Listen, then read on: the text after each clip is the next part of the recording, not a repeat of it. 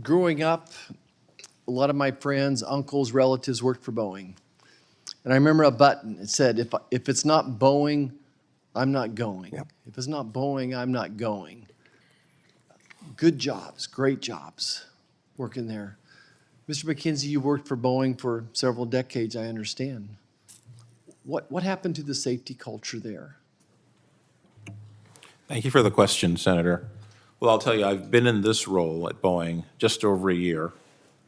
As you noted, I've been at Boeing for well over 3 decades. I'm in my 37th year, starting out as an intern, going all the way through today. I can tell you that in the last several years, and I speak for the engineering team at Boeing, they are extraordinarily focused on safety. We've done several structural changes to the engineering function. We have aligned the engineering function into one organization. We now have the most engineers that ever populated the Boeing company inside Boeing, over 64,000 engineers. We have defined functional chief engineers for every one of our functional disciplines, including human factors. We have built out and developed a robust system of what's called design practices, where we are codifying every technical learning and lesson on how we do things at Boeing. But sir, you're an engineer. Yes, sir. To solve the problem, you have to first identify the problem. There was a problem.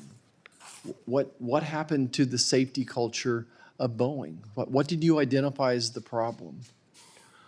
Well, Senator, the presumption is that if you're talking specifically if you're talking specifically about the MAX, there were specific technical requirements that were in error. And to resolve those errors, we embarked on the design practice discipline structure.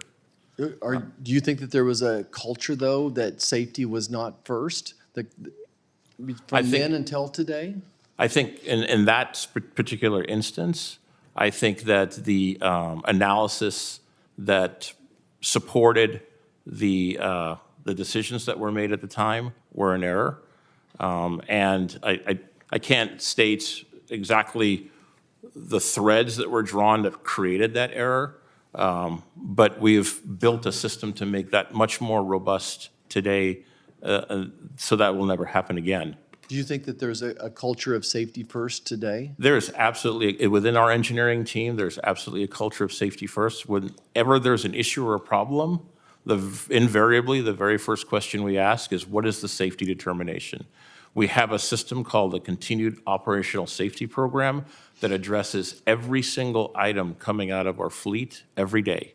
Every engineering leader in the company gets an email every day that identifies all problems that occurred in the fleet. They're called cost reportable problems. We take those to our safety review boards, and we go through a very structured and rigid process that's overseen by the FAA to make safety determinations on all of those issues.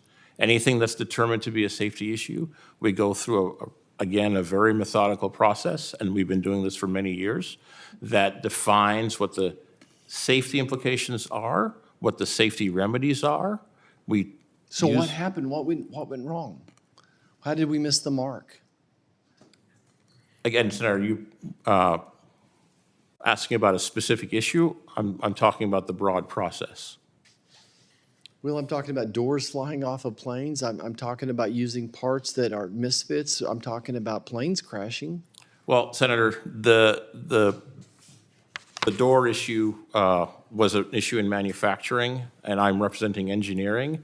The engineering design of the door is not implicated. However, the engineering actions through all of that remain, as I explained, focused on every learning that comes out from the fleet, uses the robust processes that we have in conjunction with the FAA. They're all overseen by the FAA, and implements all safety precautions in the fleet from an engineering perspective here.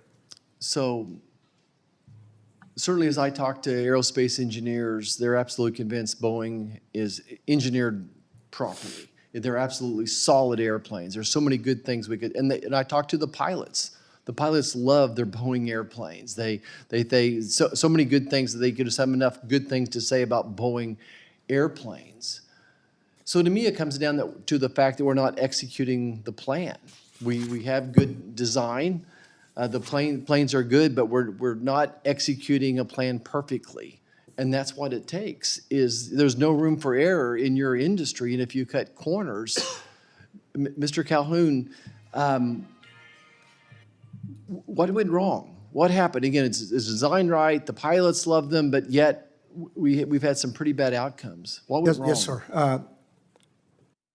The MAX accidents, again, tragic. The design was wrong. The NTSB reports, all of the investigative reports, specifically identified an error with MCAS. MCAS created an environment in the cockpit at a crucial moment. Okay. And, Then fast forward. Now and we're so- losing and so the Ms. word. Now we're using and so, misfit.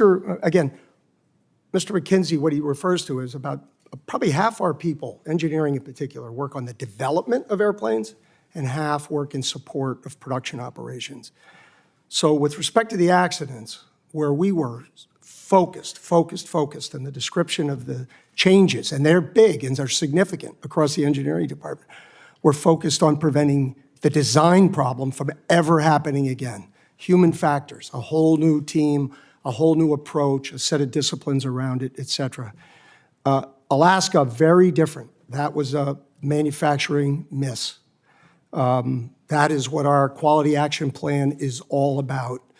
I believe while there was a very discrete miss with respect to the documentation of removal of that door plug, which caused this to escape our factory, while that happened and it was a discrete instance on one airplane, we have tried to look at literally everything we do to make certain that that can never happen again. And that is what our quality plan is about, and that is what we're up to. But that's a very different process, the production process, than the development process. Thank you. I yield back. Mr. Calhoun,